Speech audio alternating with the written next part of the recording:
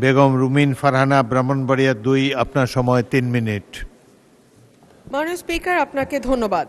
মাননীয় স্পিকার, এখানে ২০,৭৯,০০,০০০ টাকা মঞ্জুরের প্রস্তাব রাখা হয়েছে। আমি প্রতীকী হিসেবে ৫০০ টাকা হ্রাস করবার প্রস্তাব দিয়েছি। মাননীয় স্পিকার, আমি এই দুর্নীতি নিয়ে কথা বলতে গিয়ে সার্চ করে দেখছিলাম গুগল কি বলে, বাংলাদেশের দুর্নীতিতে টপ মোস্ট পেশা দুটো কোনটা। দেখলাম ১ নম্বরে আছে রাজনীতিবিদদের নাম, ২ নম্বরে আছে আমলাদের নাম। কোনো রাজনীতিবিদ যখন পেশা হিসাবে লেখেন রাজনীতি, তখন আমি সঙ্গত কারণেই খুব অবাক হই। রাজনীতিবিদরা বেতন পান বা রাজনীতি করলে পয়সা উৎপাদন হয়, এটা সম্ভবত বাংলাদেশের মতন দেশেই সম্ভব, যেই দেশটি ২০০৫ সাল থেকে শুরু করে ২০১০ পর্যন্ত টানা ৫ বছর দুর্নীতিতে চ্যাম্পিয়ন হয়েছিল।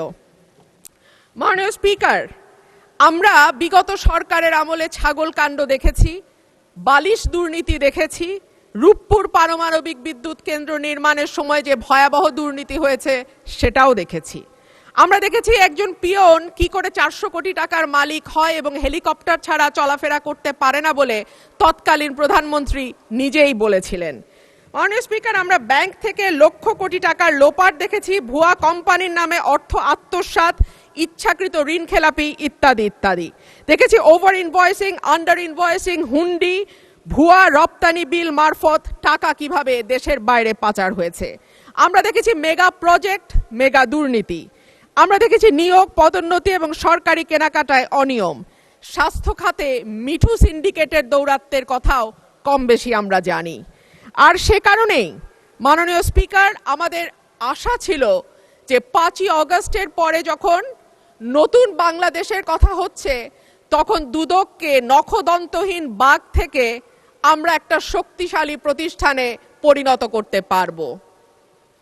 অন্তর্বর্তীকালীন সরকার প্রস্তাব দিয়েছিল, অধ্যাদেশ তৈরি করেছিল, দুর্নীতি দমন কমিশন সংশোধন অধ্যাদেশ ২০২৫। মাননীয় স্পিকার, এই সরকার ক্ষমতায় আসার পর ১০০-র উপর অধ্যাদেশ আইনে পরিণত হয়েছে, কিন্তু দুর্নীতি দমন কমিশন সংশোধন অধ্যাদেশ আইন করা হয় নাই।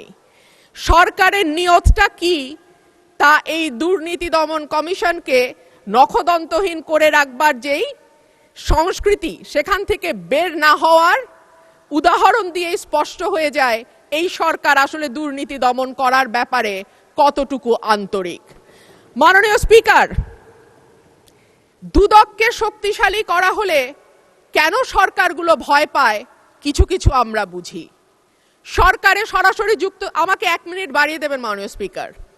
সরকারে ১ মিনিটে আপনি সাম আপ করুন। সরকারে সরাসরি যুক্ত থাকে রাজনীতিবিদরা এবং পরোক্ষভাবে যুক্ত থাকে আমলারা।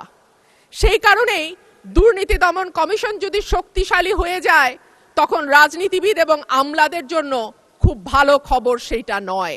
সে কারণেই ঠিক যেভাবে একটার পর একটা ভুয়া নির্বাচনের মাধ্যমে ক্ষমতায় থাকা আওয়ামী লীগ সরকার দুর্নীতি দমন কমিশনকে শক্তিশালী করে নাই, একইভাবে আমরা দেখতে পাচ্ছি অভ্যুত্থান পরবর্তী সরকারও দুর্নীতি দমন কমিশনকে শক্তিশালী করার ব্যাপারে মোটেও আন্তরিক নয়।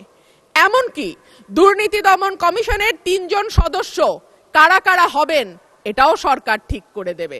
যদিও অধ্যাদেশের মাধ্যমে যেই আইনটি করা হয়েছিল সেখানে বলা ছিল যে প্রেসিডেন্ট দুর্নীতি দমন কমিশনের চেয়ারম্যান নির্বাচন করবেন, বাকি সদস্যদের নির্বাচন করবে স্পিকার। সেটাও সরকারি দলের হাতেই থাকতো, কিন্তু সেইটুকু করবার মতন সাহসও সরকার দেখাতে পারে নাই। ধন্যবাদ মাননীয় সদস্য।